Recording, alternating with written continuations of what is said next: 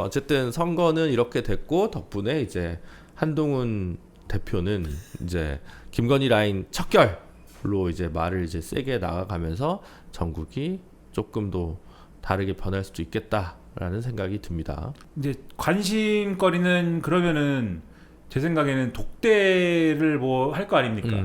거기서 뭐 성과가 나오는 그림을 만들 거냐 아니면 파탄 나는 그림으로 만들 거냐 이런 거잖아요. 근데 제 생각에는 뭐 말은 여러 가지 하겠지만 오히려 선거를 졌으면 파탄 나는 그림을 유도했을 것 같아.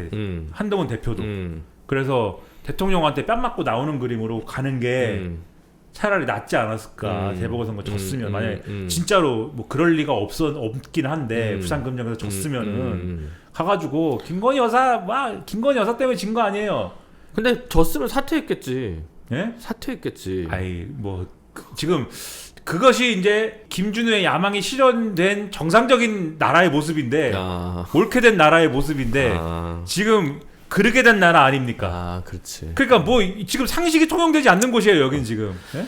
어려워. 네. 한국에서 살아남기가. 지금 사퇴를 시키려고 하는 사람들이 득식을 하기 때문에 사퇴할 수 없다. 그럼 이 사람들은 사퇴를 안 합니다. 난 이 윤석열, 한동훈 이런 사람들은 사퇴를 하라고 하는 사람들이 드글드글하면은 사퇴를 안 하는 사람들이에요. 그러니까 저쪽은 한동훈 때문에 진 거 아니야 이러면은 이분들은 윤석열, 김건희 때문에 진 거 아니야 이럴 거 아니에요. 그럼 거기 가서 이제 그걸로 막 하다가 이제 뺨 맞고 나오는 겁니다. 나와가지고 용사는 반성의 기미가 없습니다 이러면서 싸우는 거예요. 그렇죠. 그렇게 갔을 건데 이번에 어쨌든 자기들 딴에는 한동훈 대표와 친한계들 입장에서는 지금 의기양양 기세등등한 거잖아요. 그러면 제 생각에는 오히려 용산에 가서 성과가 있는 그림을 만들지 않을까. 근데 이렇게 얘기하면은 저 오해가 있을 수 있는데 여기서 중요한 거는 용산의 태도는 고정이 돼 있다는 겁니다. 제가 말씀드리는 변할 수 없다. 거기는 변하지 않는데 변하지 않는다. 변하지 않는데 성과가 있고 없고는 한동훈 그러니까 이건 뒤집어진 거 얘기예요. 용산의 태도는 어차피 정해져 있는데 성과가 있다는 거는 한동훈 대표가 용산의 이 정해진 태도를 오케이 하는 것이냐 아닌 것이냐 요거에 달린 거거든요. 그러니까 뺨 맞고 나온다는 얘기는 용산은 정해져 있어요 지금. 뭐냐면 동훈아 잘 들어. 예? 명품백 의혹은 불기소됐다. 도이치모터스에서 불기소됐다. 도이치모터스 주가 조작 의혹 그거 불기소됐다. 그리고 제가 볼 때 김건희 여사가 뭐 저만의 생각일지 모르겠습니다만 사과든 유감 표명이든 뭐든지 하겠죠. 할 것 같아요. 네. 지금까지 안 한 거는 선거 결과 보고 끝까지 짱 본 거지 뭐. 그것도 있고 또 이제 법 논리에 이제 민감하신 분들은 사과든지 뭐든지 하면 어쨌든 사실 인정을 하는 거기 때문에 그럼 그다음부터는 법적인 논쟁거리가 생기지 않습니까? 그게 좀 망설여졌을 수 있는데 이제는 불기소가 됐잖아요. 그럼 도의적 사과를 할 수 있는 거죠 뭐. 요런 거 하고 그다음에 제2부속실을 안 만들잖아요 아직까지. 뭐 얼마나 엄청난 걸 만들길래 공사를 해야 되고 공간이 없기 때문에 공사를 해야 되고 이런 걸 한참 전에 얘기했는데 나는 공사를 하고 있는 줄 알았어요. 그래서 뭐 배트케이브 같은 걸 만드느냐 이런 얘기를 많이 했거든요. 뭐 화면을 막 200개를 만들어가지고 대한민국을 다 보고 있는 거냐 그런 정도를 만드는 거냐 이거를 왜 이렇게 오래 걸리냐. 공사 안 한대요. 안 하고 있는데 이제부터 하겠다. 근데 국정감사 끝나면 한다는 얘기가 있어요 지금. 그러니까 또 수의 계약해야 돼서 그래? 몰랄까. 그 국정감사 때 물어보면은 안 되나 봐. 또 제2부속실은 어떻게 되고 있냐를. 그러니까 안 하다가 국정감사 끝나면 이제 할 것이다. 제2부속실 하고 혹시 뭐 특별감찰관 얘기하려는지 모르겠습니다. 요 정도 하고 요 세트를 갖고 설득을 할 것 같아요. 한동훈 대표 이 정도 우리가 하는데 요거 받고 만족하시오. 요게 정해져 있는 것 같고 그러면은 이걸 받을지 말지는 한동훈 대표의 선택인 것 같아요. 근데 아까도 말씀드렸듯이 제목을 졌으면은 여사 라인도 정리하시고 뭐 이거 갖고 되겠습니까? 국민 눈높이에 맞추셔야 되고 이러면서 아예 했을 것 같은데 근데 어쨌든 의기양양 기세등등 하지 않습니까? 요거를 일단 수용을 하면서 나오면서 그래도 한마디는 이걸로만은 끝나지 않지만 앞으로 계속 소통해 가면서 더 이제 좀 이 고쳐 나가겠습니다. 차차. 나라가 계속 망한다는 얘기네요. 이 정도 제스처 취하지 않을까. 저만의 생각이에요. 네, 진짜. 근데 이게 지금 물론 이제 중요한 포인트, 이제 검찰이 이제 수그리고 불기소를 도이치모터스까지 했어요. 물론 이제 공범들 재판이 또 여전히 진행되고 기소가 그때 됐기 때문에 시효 문제가 이제 좀 정지된 걸로 보면 특검을 통해서 이걸 다시 돌파할 방법은 있습니다. 말하자면. 그래서 특검법을 다시 발의를 어차피 민주당은 세 번째로 할 거고 다시 땡길 텐데 이 와중에 국민의힘 한동훈 대표는 독대를 해서 정리를 하고 어떠한 경우가 오더라도 특검은 받지 않는다. 이렇게 갈 가능성이 되게 높다고 보시는 거잖아요. 네. 아, 그쵸. 근데 그 와중에 명태균 아저씨, 모든 것을 아는 명 박사님 문제가 이제 어떻게 터지냐에 따라서 변화할 가능성은 없을까요? 그건 이제 뭐 어떡합니까? 명태균 씨를 뭐 어떻게 할 수 없잖아요 지금. 어떻게 하고 있는 거 아니에요? 갑자기 또 멈췄잖아. 2000장 중에 200장을 푼다 그러더니 지금. 그거는 이제 왜냐면 명태균 씨가 그 뭐 푼다고 할 때 전제 조건이 있었잖아요. 김재원 최고가 뭐 사과를 사과해라. 한다든지 뭔가를 하지 않으면 풀겠다 이런 거잖아요. 근데 이렇게 돌아가는 판을 보면, 그러니까 선수끼리 선수들 아닙니까? 명태균 선수, 김재원 선수, 홍준표 선수, 다 한 발씩 물러났어요. 오세훈 선수. 예. 그러니까 총을 쏘는 것 같지만 예. 총을 막 팡팡팡팡 쏘다가 분명히 방아쇠를 당기고 있었는데 총알이 없어. 어느 순간 방아쇠를 당기지 않으면서 입으로만 팡팡팡팡 이러면서 이제 천천히 내렸잖아요 지금. 그러니까 홍준표 시장도 검찰은 이자를 왜 안 잡아갑니까? 이렇게 얘기하면서도 내가 이자랑 같이 거론되는 것 자체가 불쾌합니다. 그래가지고 나는 이자를 고소도 안 할 것입니다. 더 이상 거론하지조차 않을 것입니다. 이게 뭐야? 그리고 김재원 최고도 보면 제가 듣기로는 뭐 어디에 뭐 또 유튜브인지 어디에 나가가지고 이제 얘기를 할 태세였는데 그걸 안 하기로 했다. 뭐 얘기를 하는 것 같고. 근데 뭔가 정무 라인이 작동하고 있는 거다. 그게 뭐 정무 라인의 효과인지 아니면 본인의 결심인지는 그것까지는 모르겠어요. 근데 정황은 뭔가가 작동하는 것 같다. 왜냐하면 제가 또 이제 간접적으로 들은 얘기는 다른 이제 용산 출신인 인사가 어디 출연을 하셔야 되는데 갑자기 펑크냈다는 얘기도 들었고 이거는 이 건인지 다른 건인지 제가 모르겠으나 아무튼 좀 민감한 부분에 있어서 스피커들이 지금 몸을 사리는 이런 흔적들이 지금 있기는 하다. 그러면 명태균 씨도 아무튼 뭐 계속 폭로를 계속 이어가서 자기한테 뭐 다 좋을 건 없거든요. 그렇죠. 감옥 가야죠 그러면. 그러니까는 지금도 가야 될 텐데. 어느 정도의 수위 조절을 하면서 계속 말씀드리지만 명태균 씨가 가장 싫은 거는 지금 말씀하신 감옥에 가는 게 제일 싫어요. 구속되는 게 제일 싫어요. 그렇죠. 그리고 구속이 되더라도 어느 정도의 리스크를 지고 갈 거냐는 요거의 문제인 거잖아요. 그래서 딜을 하든지 아니면 자기 방어 논리를 성공적으로 만들어내든지 요런 게 중요한 건데. 근데 어차피 그 명태균 씨가 뒤집어 씌우려고 해서 강혜경 씨라는 원래 이 씨로 알려진 분이 이제 폭로를 하고 다닌 거 아닙니까? 억울하다. 주범은 저기 있는데 라고 얘기를 해서 명태균 씨도 혼자 빠져나갈 수 있는 건 아니잖아요 사실. 그건 이제 그 두 분 사이에 법적 문제가 지금 있는 거. 근데 그것도 따지기 시작하면 복잡하더라고요. 강혜경 씨와 명태균 씨 사이의 문제, 김영선 전 의원과 강혜경 씨 간의 문제, 또 김영선 명태균 간의 문제, 이런 게 돈 문제와 그다음에 무엇을 했느냐의 문제 다 껴 있어가지고. 근데 결국 그 교통정리 누가 해줍니까? 검찰이 해줘야 되잖아요. 검찰은 누가 이거를 해줍니까? 결국은 이 위에 있는 용산이든 뭐 누구든 간에 이런 게 작동을 한다면. 작동하면 어쨌든 정리할 수 있는 문제라고 명태균 씨는 믿을 것이기 때문에 그래서 수위 조절이나 이런 것들을 해야 되는 거죠. 그래야 되는데 자꾸 김재원이든 홍준표도 나와가지고 빨리 잡아가라. 안 잡아가고 뭐하냐 이러면 검찰이 어떤 신호를 받아서 명태균 씨한테, 명태균 씨 입장에서는 과도한 어떤 그런 공세를 자기한테 취할 수 있는 거잖아요 검찰이. 그러면 진짜 큰일 나는 거거든요. 그래서 일단은 그걸 차단하고 명태균 씨가 바라는 거는 과거에 이 연이 있는데 그 용산 권력하고 요거를 좀 잘 살려서 법적 리스크는 어쨌든지 간에 어떤 방향이든 간에 어떤 방식이든 간에 최소화해보자 이런 접근을 지금 시도하는 거기 때문에 일단은 속도 조절을 하는 거겠죠. 어쨌든 전국에 여전히 핵입니다. 명태균, 김건희. 이거를 근데 언제까지 지금까지 나온 단서들만 봐도 제가 볼 때는 이거를 예를 들면 이게 이런 일들, 이런 폭로나 이런 얘기들이 야당에서 나왔다. 대선 자금 수사죠 이거는. 그렇죠. 대선 자금 수사.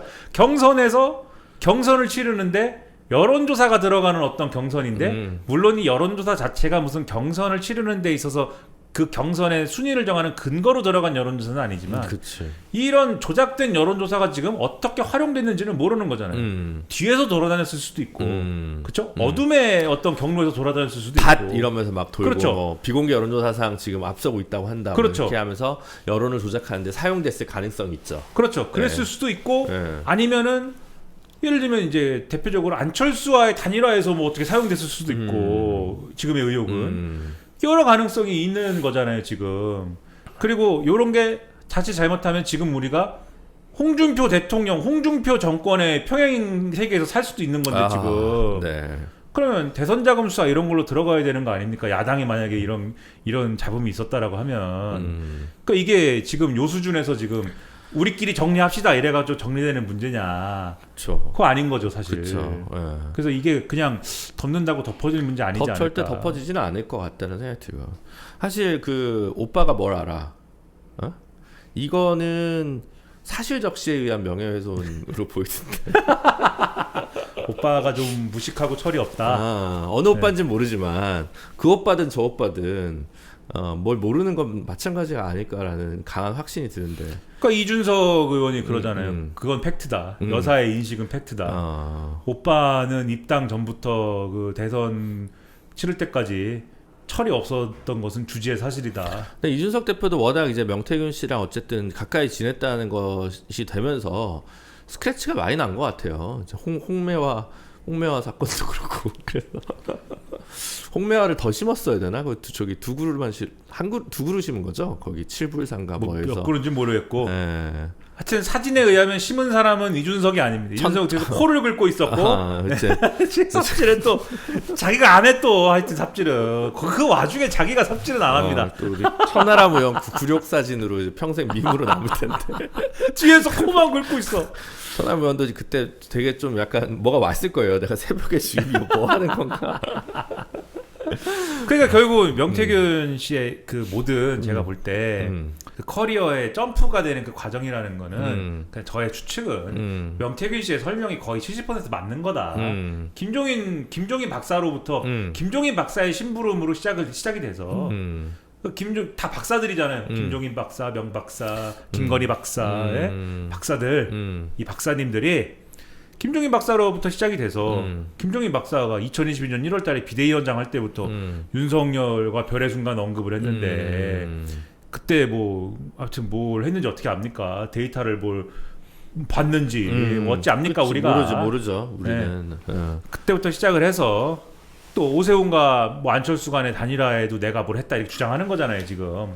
사실 그거는 결국은 다 밝혀지기는 어려울 거예요. 아마. 아 그렇죠. 약간 성완종 리스트 같은 거야. 사실 그렇죠. 그때도 뭐 이완구, 뭐 홍준표 다 날라갔어야 되는 건데 뭐 참 제대로 안 밝혀졌잖아요. 사실. 그 커리어가 어쨌든 잘 따라가 보면 김종인 박사로부터 어쨌든 활용이 돼서 그리고 그 연장선에서 김종인 이준석 관계가 있는 거잖아요. 이준석이 대표가 되는데 기여를 해서 그래서 이준석이 대표되는데 기여했기 때문에 요 실적이 있기 때문에 윤석열, 김건희 특히 김건희 여사로부터 픽업이 돼서 여기서 또 큰 공을 세워서 윤석열 정권에서 내가 뭔가 하겠구나 이렇게 간 요 경로가 있다 이렇게 생각을 해야 이게 전체 퍼즐이 맞는 거잖아요.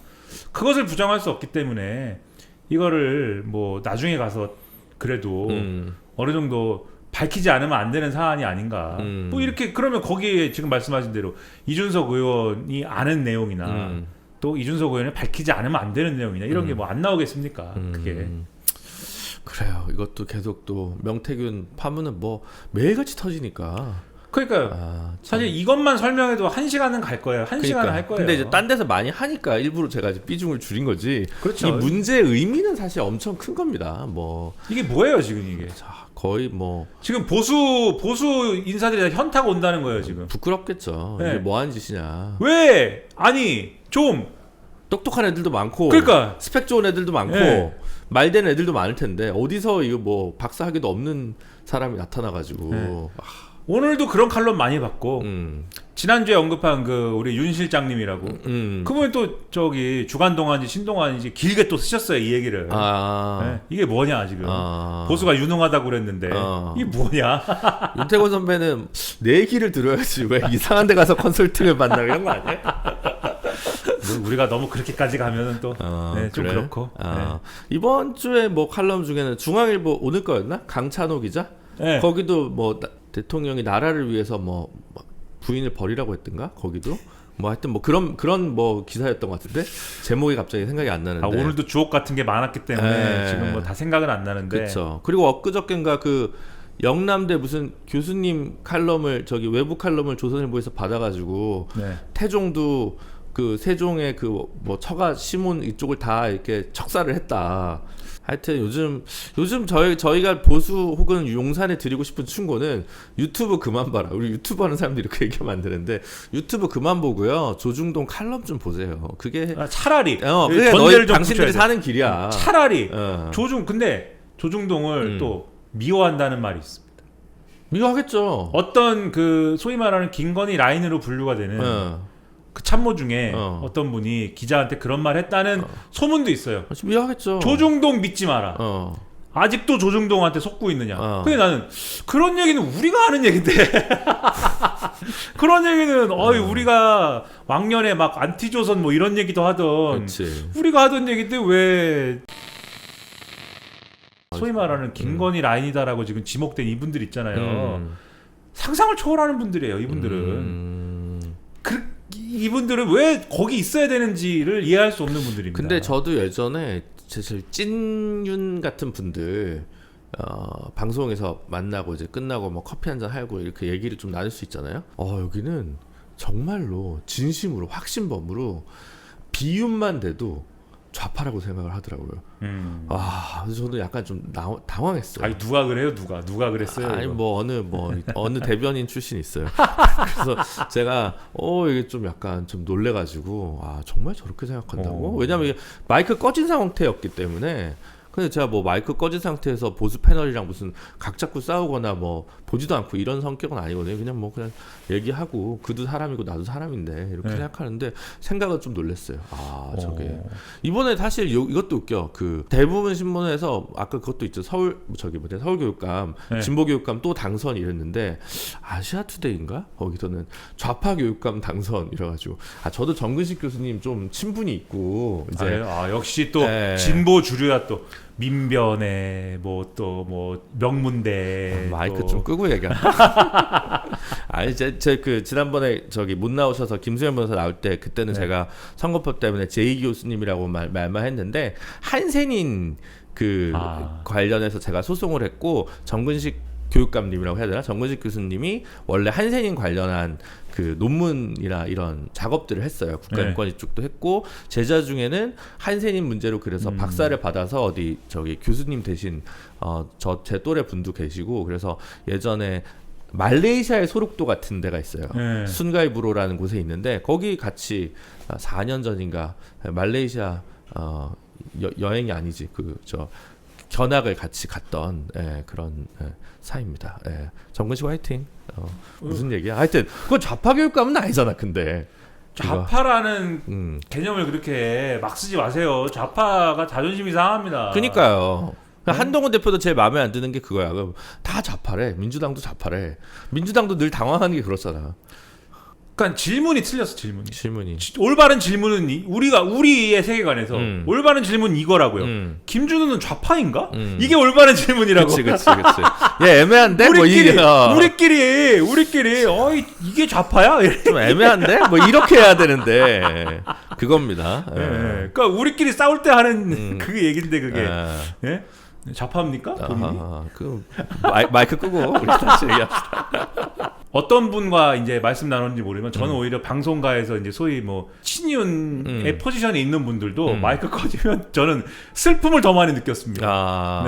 이거를 방어를 해내야 한다라는 거에 대한 그러한 슬픔. 근데 요즘 사실 만나는 분들 유튜브나 이런 데서 저는 요즘 안 나가니까 저도 이제 좀 저도 못 만나죠 요새는. 근데 어쨌든 그분들 요즘 나오는 분들은 주로 이제 비윤 친한으로 이제 가는 분들 아니에요? 예를 들면 뭐 윤희석, 뭐 김종혁, 뭐 이런 분들은 다 이제 그쪽으로 이제 지금. 아니 저는 그분들조차도 만날 수가 없고, 네, 뭐 완전히 저는 퇴출이 됐는데 지금. 네, 저는 유튜브만 전전하는데. 근데 이제 과거에 조금 그래도 방송에 조금 나가고 할 때는 이제 뭐 친윤이신 분들도 있고 뭐 한데 그분들도 마이크 꺼지면 힘들어하고 그래도 그나마 이제 조금 대통령 소위 말하는 이제 친윤에 좋은 이슈가 나오면 조금 행복해하기도 하고 근데 방송을 할 때 보면은 야 이걸 이렇게 옹호하나 막 이런 논리로 옹호를 하나 막 싶은 그쵸. 그런 묘기를 많이 부렸는데 그쵸. 요새는 이제는 친윤 친한이 싸우기 시작해가지고 방송에서 이제 우리가 퇴출된 방송들 있잖아요. 이 방송에서 섭외하기가 너무 힘들다는 거예요. 힘들 것 같아요 지금. 그러니까 지금 엄한 균형을 맞추라고 지난번에 말씀을 드렸는가? 뭐 토론 프로그램이 있습니다. 4명이 나와요.